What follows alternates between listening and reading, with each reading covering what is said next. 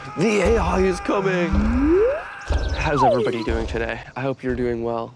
And today I want to talk about AI. There's so many use cases that get thrown out there, and you can make so much money, build an app, do this, get AI to fold your laundry. But really, there's a couple simple things that we can use AI for and just make our lives so much easier. So let me jump right into it and tell you really the real use cases for AI for us normal people.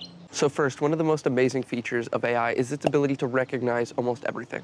Since it's basically just a better autocomplete in your search engine, when you take a picture of something, that's gonna act like a search engine and give you the exact answers for everything that's in that photo. And if it's not 100% sure, it'll give you a couple options.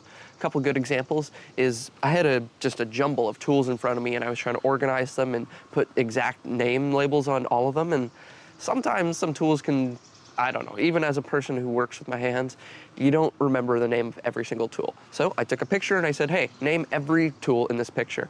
And to my surprise, it was naming tools I didn't even realize were in the pile. So it has some really great search capabilities for just, answering questions when you don't know what you're looking at. Say you're looking at some plants in the forest or even in your garden and you want to know what they are, what to do with them. Well, just snap a picture on chat, give it a little bit of context, and you're going to know all you need to after that.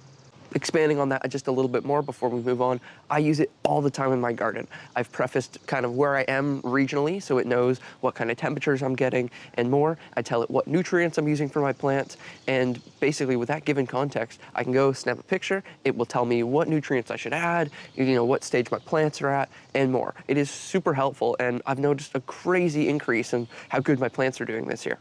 All right, so second, I'm sure you've seen all these crazy new logos people are making, or the Lego versions of themselves on Facebook, or a new toy version. The ChatGPT image generation capabilities are absolutely amazing, and you're able to create way more than you used to be able to. You don't need to be an artist anymore or hire a graphic designer. If you can think it, you can pretty much get it made, and you don't need a paid account either. You can do this all with a free account. A lot of people are still iffy about the AI images and AI art in general, which, hey, that's fair. I've made a couple videos going over the topic myself and trying to really find the line, what is true art. But when you're a business owner and you don't have all the extra money to throw at an art budget or find somebody to create the perfect logo for you, well, this is gonna be an amazing tool to help you create the things you want. And now you can start making more high quality ads without having to pay people.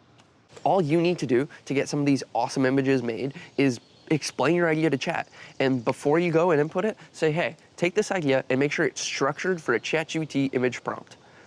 Now, I'm using ChatGPT as a overall example here because it's the LLM that I use the most, but there are so many great options out there that you can pretty much just go try a new service every month and do it for free. So don't be afraid to go out, try out all your options out there, because I'm sure you're gonna find one that you like more than others. All right, and third, ChatGPT is amazing for keeping track of things that you're trying to do within a project. Our brains, they're a bit one track. You can't always keep track of everything that you want to do at once. But the beauty of ChatGPT is it basically keeps a memory of everything that you've talked about in a chat. So if you go and you've started a certain project, well, give all the details that you can to chat, all the safe ones. If this is a private project that you're working for your company, do not upload non-safe details. These can be used as LLM training.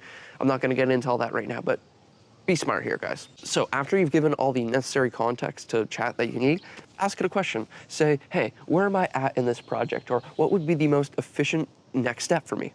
You're gonna be surprised what a non-biased answer is able to give once you've given it all the necessary context. Maybe that next step that you've been just waiting to get into isn't really gonna help you very much and isn't gonna push you forward like you want it to.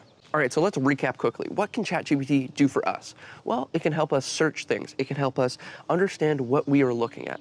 It can help us create amazing graphics and save us tons of time and money. And three, it can help us get through a project, understand where we should be going next, and give us great unbiased answers without taking away from what we want to do. All right, so now that we've covered what ChatGPT is great for, I want to cover what it really isn't that great for, and cover some rumors that some people just think they can use it for and end up wasting their time and getting frustrated. Now, ChatGPT is a glorified autocorrect, or auto search, autocomplete, that's the word I'm looking for. It is not a thinking model yet. It does not have the capability to think like a human does, to reason.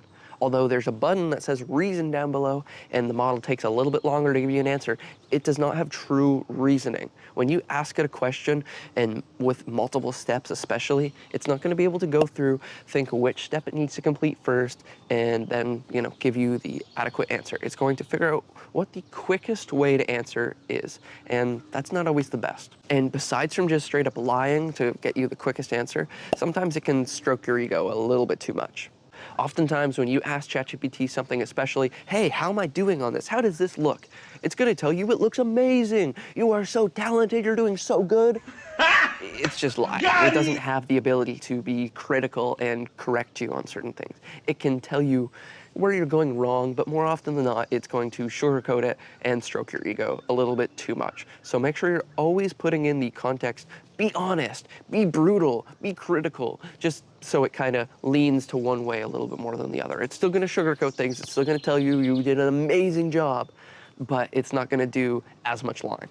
And now, third on the cons list for ChatGPT is it just can hallucinate sometimes. When you're giving it an answer, when you're giving it context within your project, well, sometimes it just looks for the quickest way out, like I talked about earlier, and it's going to hallucinate an answer. And if you don't go double check everything ChatGPT gives you, or at least the stuff that you don't already know for sure, well, you could be ending up with just complete lies. And if you're using this like I do for, video projects or putting out any sort of information out into the world, well, you don't want to make yourself look like an idiot because you used AI. So make sure you're always double checking your work, making sure the facts that you're given are real. All right, so ChatGPT is an amazing tool. It has the ability to make our lives so much easier, save us time, save us money, but it's really not where it's at, advertised yet. The people who are trying to push ChatGPT and AI on society as a whole, they make it sound like it's gonna be the next best thing. You can use it for everything. Ask it how to make breakfast. But that's not necessary, and honestly, it's just wasting time. So with that being said, make sure you subscribe because I'm gonna constantly be having new videos up about AI and technology as a whole so you can stay ahead of the curve or just figure out what you need in your own life, because not everything has to be the most technologically advanced, savvy, this or that. You're just here to live and to be happy. You don't always need the newest toaster, the newest AI model. Sometimes it's just about being happy with what you know and knowing what you're happy with.